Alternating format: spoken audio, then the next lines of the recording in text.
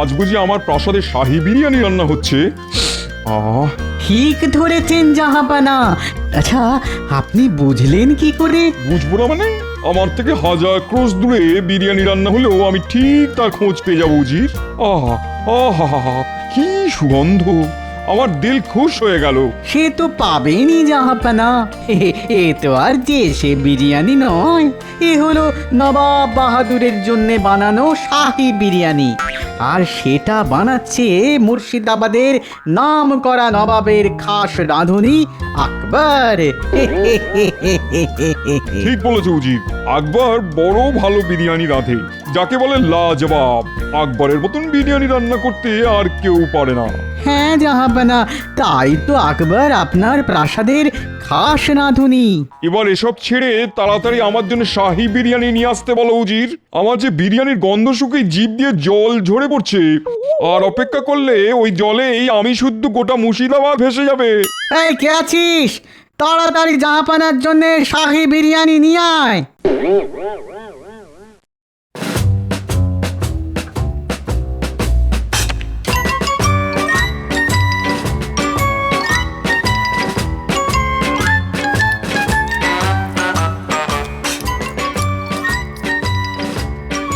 आह आह लाजवाब! क्या बात, क्या बात, क्या बात! আমাদের জাহাপানা বড় ভালো মানুষ, বিরিয়ানি পেলে আর কিচ্ছুটি চায় না। না না না না না না, তুমি ভুল জানো উজির।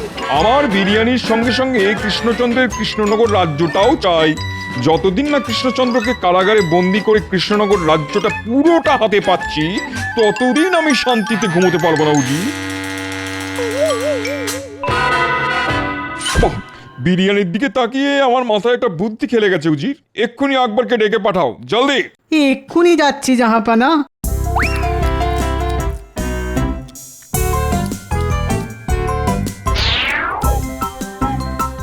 এসো, আমার তোমার সঙ্গেই দরকারি কথা আছে। বলুন জাহাপনা, বিরিয়ানির স্বাদ কি আপনার পছন্দ হয়নি জাহাপনা? হয়েছে হয়েছে হয়েছে, তোমার মতন সুন্দর বিরিয়ানি রান্না করতে আর কেউ পারবে না, তাই এই বিষয়ে আমার কোনো সন্দেহ নেই। তাহলে সমস্যাটা কোথায় জাহাপানা? আমি আকবরের বানানো বিরিয়ানি খেয়ে খুব খুশি হয়েছি, তাই আমি খুশি হয়ে আকবরকে 1 মাসের ছুটি দিলাম। যাও। জো হুকুম জাহাপনা।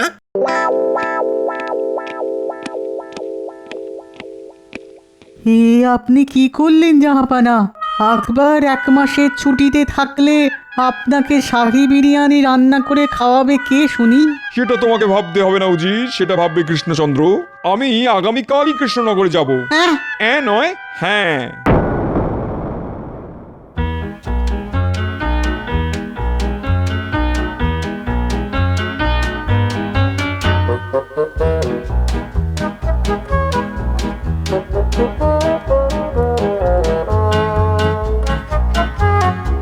যতদিন গোপাল আছে ততদিন আমি যত ভালোই কাজ করি না কেন, মহারাজ কিছুতেই আমার প্রশংসা করে না।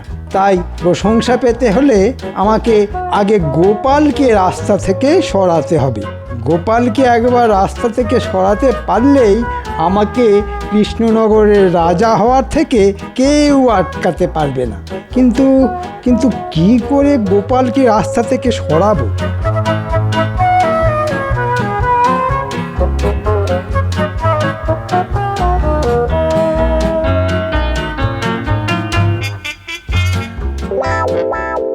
শয়তানের নাম নিতে না নিতেই শয়তান হাজির।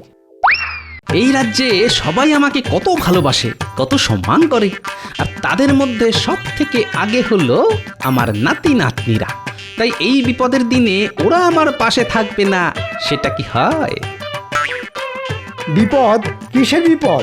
গোপাল আবার কি বিপদে পড়লো? না না, এটা আমাকে জানতেই হবে। গোপালের পিছু নিয়ে দেখি তো।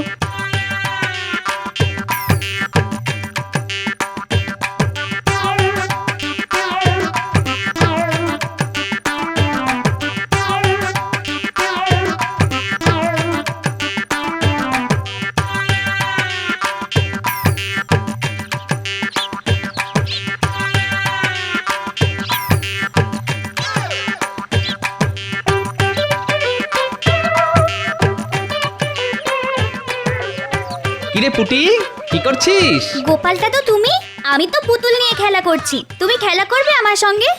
না রে পুটি, এখন খেলার সময় নেই, আমাকে রাজসভায় যেতে হবে। আসলে তোর দিদা গতকাল বাপের বাড়ি চলে গেছে বুঝলি, এদিকে আমি একা মানুষ, তাই আর রান্না বান্না চাপাইনি। দেখি রাজসভা থেকে ফিরে ওই চালে ডালে কিছু একটা বসিয়ে দেবো। সে কি? না না না না, খালি পেটে রাজসভায় যাবে কেন গোপাল দাদা? তুমি আমাদের বাড়িতে এসো, দুটি ভাত খেয়ে যাও। হ্যাঁ গোপাল দাদু, এসো না। আর যতদিন না পুটির দিদা বাপের বাড়ি থেকে ফিরছে, ততদিন তুমি আমাদের বাড়িতেই দুবেলা খেও গোপাল দাদা। বলছো? তা এত করে যখন বলছো তখন না হয়। ও, এই হলো গোপালের বিপদ। এটা পাক্কা ধান্দাবাজ। কি সুন্দর দুবেলা খাওয়ার ব্যবস্থাখানা করে নিল। হ্যাঁ, যাই মহারাজকে গিয়ে গোপালের নামে বাড়িয়ে বাড়িয়ে নালিশ করে আসি, তাতে যদি চিড়ে ভেজে। হ্যাঁ,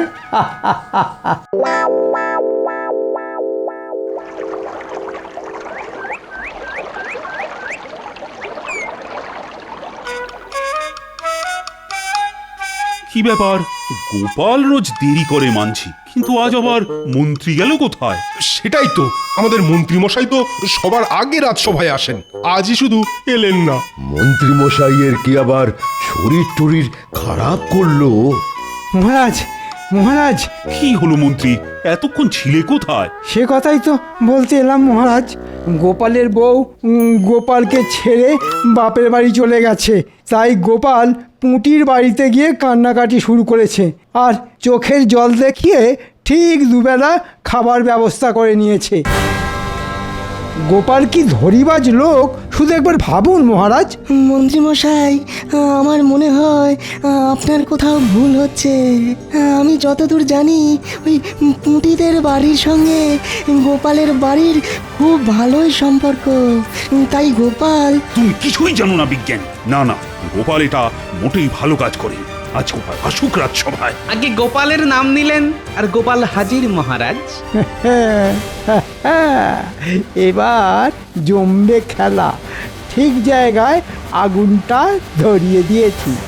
এবার দেখো গোপাল, মহারাজ তোমাকে করবে তিরস্কার আর আমার করবে প্রশংসা। গোপাল, শুনলাম তোমার গিনি বাপের বাড়ি চলে গেছে বলে তুমি পুঁটির বাড়িতে দুবেলা করে খাবে। হ্যাঁ, আপনার কানে এই খবরটাও পৌঁছে গেছে? বাহ, আমাদের মন্ত্রী মশাই হাওয়ার গতির থেকে কম যান না দেখছি। তুমি ঠিক ধরেছ, এই খবরটা আমাকে মন্ত্রী দিয়েছে। ছি ছি গোপাল, তুমি আমার বিপদের দিনে সবার আগে ঝাঁপিয়ে পড়ো, আর তোমার বিপদের দিনে তুমি একবারও আমার কাছে পর্যন্ত এলে না। এ আপনি কি বলছেন মহারাজ? ঠিক বলছি। না না গোপাল, আজ থেকে পুঁটির বাড়িতে নয়, তুমি রাজ বাড়িতে এসে দুবেলা খেয়ে যাবে। এই যে মেঘ না চাইতেই জল। ধন্যবাদ মন্ত্রী মশাই, সবই হয়েছে আপনার জন্য। যা, গোপালের ক্ষতি করতে গিয়ে অজান্তে সাহায্য করে ফেললাম। ঠিক আছে মহারাজ, আমি দুবেলা এসে রাজবাড়িতে খেয়ে যাব। বাবা, রাজসভায় ঢুকতে না ঢুকতেই খাবার নিয়ে আলোচনা শুনতে পেলাম বলে মনে হলো। হ্যাঁ, নবাব বাহাদুর আপনি? এই তো নবাব বাহাদুর এসেছেন, আর যখন এসেছেন তখন একটা না একটা ঝামেলা না পাকিয়ে কিছুতেই যাবে না। কেন কৃষ্ণচন্দ্র, অবাক হলে বুঝি? না মানে থাক থাক, ওসব মানে থাক। বড় বিপদে পড়ে তোমার কাছে এলাম, একমাত্র তুমিই পারো আমাকে এই বিপদ থেকে উদ্ধার করতে। তাই নাকি? বেশ বেশ, বলুন নবাব বাহাদুর, আমি চেষ্টার ত্রুটি রাখবো না, কথা দিলাম। সবার সামনে বলা যাবে না। তুমি আমার সঙ্গে রাজবাড়ির বাগানে চলো, ওখানেই আমি তোমাকে আমার সমস্যার কথা বলবো। আচ্ছা, আজ তবে রাজসভা এখানেই শেষ হলো, তোমরা যে যার বাড়ি ফিরে যাও, বাড়ি ফিরে যাও। না না, একটা গন্ডগোল আছে বলে মনে হচ্ছে। এক্ষুনি বাড়ি যাওয়া উচিত হবে না। এবার বলুন নবাব বাহাদুর, আপনি কি বিপদে পড়েছেন, আর আমি আপনাকে সেই বিপদ থেকে কিভাবে উদ্ধার করতে পারি? আসলে হয়েছে কি, তুমি তো জানো কৃষ্ণচন্দ্র, আমি কেমন খাদ্যরসিক মানুষ।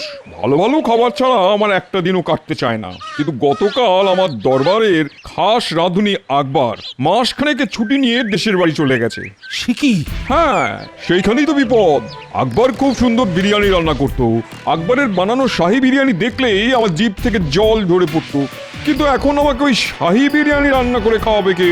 তাই তো আমি ছুটে এলাম তোমার কাছে। তুমি আমাকে এমন একটা রাঁধুনি খুঁজে দাও যার তৈরি শাহী বিরিয়ানি দেখলেই আমার জিভ থেকে জল ঝরে পড়বে। সে কি, মানে কৃষ্ণনগরে এমন রাঁধুনি পাবো কোথায়? কেন কেন কৃষ্ণনগরে কেউ বুঝি বিরিয়ানি রাঁধতে পারে না?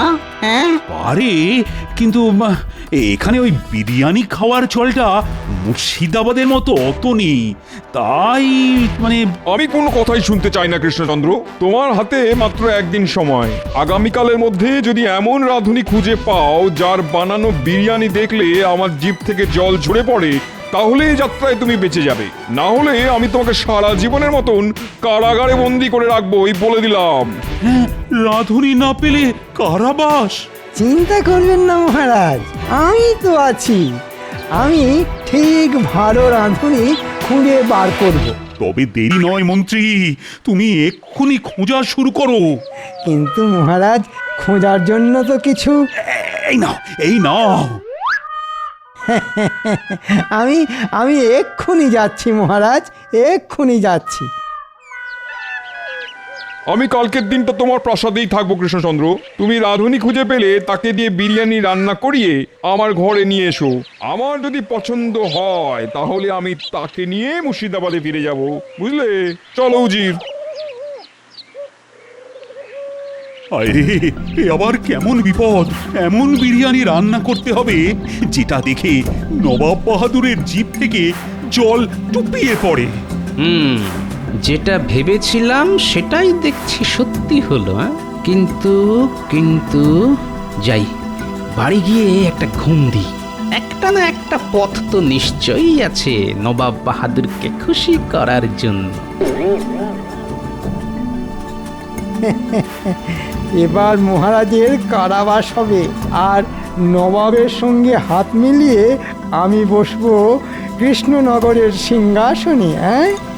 কিন্তু মহারাজের কাছ থেকে মোহর যখন নিয়েছি, তখন কয়েকজনকে তো ধরে নিয়ে যেতেই হবে।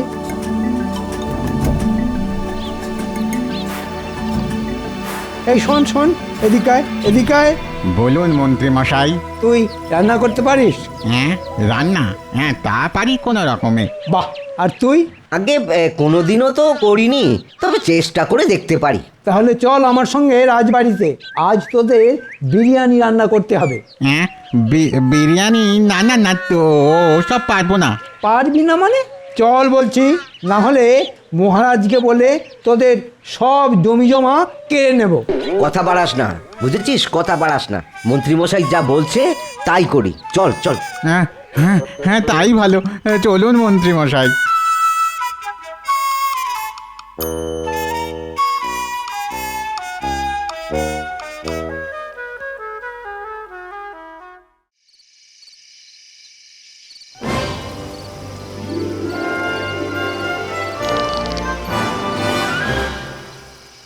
আহা, জব্বর ফন্দি এঁটেছেন জাহাপানা আপনি। কৃষ্ণচন্দ্রের মুখ তো পুরো পোড়া বিরিয়ানির হাঁড়ির মতো দেখতে লাগছিল। দাঁড়াও উজির, এখনো কৃষ্ণচন্দ্রের হাতে কালকের দিনটা আছে। এবার আমি কৃষ্ণচন্দ্রকে বিরিয়ানির হাঁড়ির ভেতরে ঢুকিয়ে সেদ্ধ করেই ছাড়বো। কিন্তু জাহাপানা, কৃষ্ণচন্দ্র যদি গোপালের সাহায্য নিয়ে এমন কাউকে ধরে নিয়ে আসে যে সত্যি সত্যি ভালো বিরিয়ানি রাঁধতে পারে, তখন কি হবে? ধুর, বিরিয়ানি খাবো তো আমি। আর সেই বিরিয়ানির স্বাদ যতই ভালো হোক, আমি নিজের মুখে কিছুতেই স্বীকার করব না। আমাদের জাহাপানার লাজবাব বুদ্ধি, পুরো শাহী বিরিয়ানির মতন।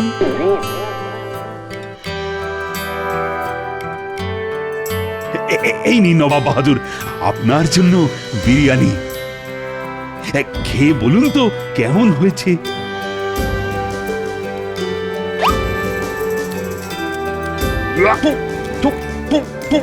জঘন্য! হ্যাঁ, তাহলে একবার এই থালার বিরিয়ানিটা চেখে দেখুন।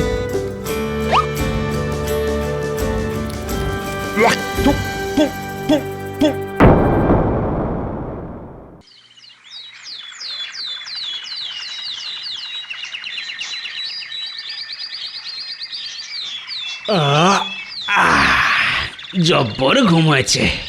গিন্নি, ও যা, এই দেখো, আমি তো ভুলেই গেছি যে গিন্নি বাড়িতে নেই। আহো, এদিকে খিদের চোটে পেটের নাড়ি ভুড়ি একেবারে চট পাকিয়ে যাচ্ছে। ঘুমের চোটে গতকাল রাতে না খেয়ে শুয়েছি তার উপর। যাই, এখনই একবার রাজবাড়িতে যাই। কি হলো? কি ভাবছেন তখন থেকে বলুন তো? রানী, ও রানী, এবার তো মনে হয় নবাব বাহাদুরের হাত থেকে আমার আর নিস্তার নেই। আমি খুব ভালোভাবেই বুঝেছি, যতই ভালো বিরিয়ানি রান্না করে নবাব বাহাদুরের সামনে হাজির করি না কেন, সেটা উনি খেয়ে কখনোই তার প্রশংসা করবেন না। উনি ঠিক করেই এসেছেন আমাকে কারাগারে বন্দি করে তবেই মুর্শিদাবাদে ফিরবেন। আপনি ভেঙে পড়তে পারেন না, এর থেকেও জটিল সমস্যা এসেছে। আর গোপাল আপনার পাশে দাঁড়িয়েছে। এবারও না হয় আপনি গোপালকে ডেকে পাঠান। ডেকে পাঠানোর দরকার নেই রানীমা, খিদের চোটে গোপাল হাজির। দাঁড়াও গোপাল, আজ আমি গরম গরম লুচি ভেজেছি, তুমি বসো, আমি এক্ষুনি নিয়ে আসছি। একই মহারাজ, আপনার পাতের লুচিগুলো তো রাগ করে নেতিয়ে গেল। ওগুলোকে তাড়াতাড়ি পেটে চালান না করলে যে অপমান করা হবে মহারাজ। গোপাল, ও গোপাল, আমি যে বড় সমস্যায় পড়েছি। আমি জানি মহারাজ, নবাব বাহাদুর যখন আপনাকে রাজবাড়ির বাগানে ডেকে নিয়ে গেলেন, তখন আমি গাছের আড়াল থেকে সব শুনেছি। হ্যাঁ, তুমি সব জানো? আমাকে তাহলে বাঁচাও, বাঁচাও গোপাল, বাঁচাও। সে আর বলতে, গোপাল থাকতে মহারাজ কৃষ্ণচন্দ্রের কোনো ক্ষতি হবে না, কিন্তু তার আগে আমার পেটে দুটো দানা পানি দিতে হবে, না হলে বুদ্ধি খুলবে না মহারাজ। এই নাও গোপাল, যত ইচ্ছে খাও। খাই, হ্যাঁ।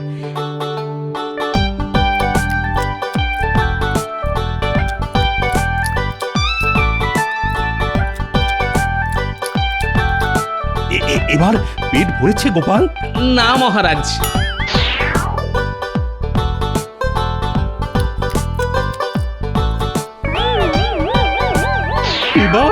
এইবার ভরেছে মহারাজ, আর নবাব বাহাদুরকে জব্দ করার বুদ্ধিও পেয়ে গেছি।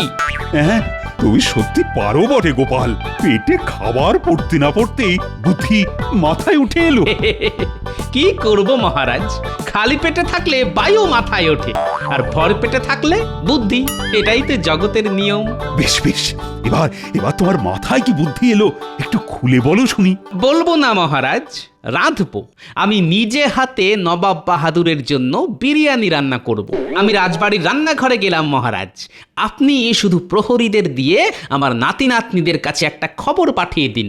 ওদের বলুন তাড়াতাড়ি এসে যেন ওরা একবার আমার সঙ্গে দেখা করে।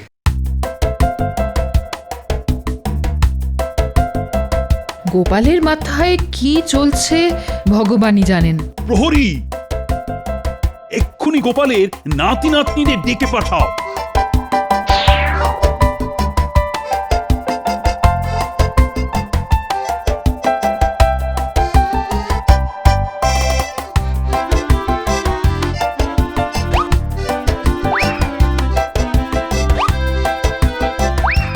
গোপাল দাদু, আমাদের ডেকেছো?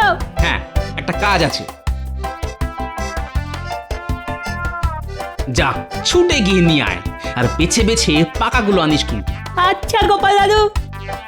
গোপালটা সেই কখন রান্নাঘরে ঢুকেছে, এখনো পাত্তা নেই। মহারাজ, গোপাল কোনোদিন নিজের হাতে জল গড়িয়ে খায়নি। ও কি পারবে শাহী বিরিয়ানি রান্না করতে?